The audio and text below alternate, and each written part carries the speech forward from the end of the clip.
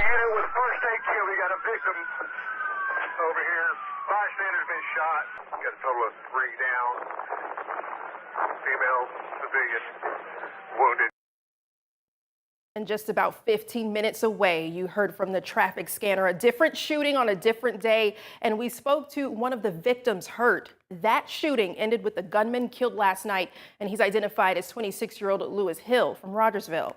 A Florence police officer was also injured in that shootout, and the woman we spoke with identified as a first responder. Her name is Grace McClusky. She's a firefighter with Center Star Fire and Rescue.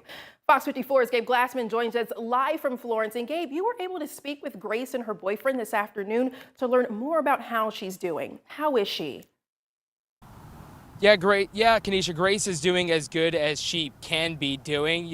When I met her earlier this afternoon, her arm was still in a sling, and I can see her right shoulder was still bandaged up, and that's where she ended up being shot. The bullet went in and out through her shoulder, but she tells me that there's still bullet fragments remaining in her body. She was released from the hospital last night while investigators were still on scene, but we talked more apart from the extent of her injuries. We talked about the community support she's seen from the Center Star community, including from her boyfriend, Jonathan Ade, who is also a firefighter with Center Star Fire and Rescue. We talked about that community support. Take a listen to it. When I got out of the hospital yesterday, there was literally like 20 people waiting for me to get out. And then most of them went to her house or came to her house last night to make sure I was okay. We like to think of Center Star Fire as basically one big family. And of course, family's going to have disagreements every now and then, but at the end of the day, something happened and they really showed out. They showed up for us.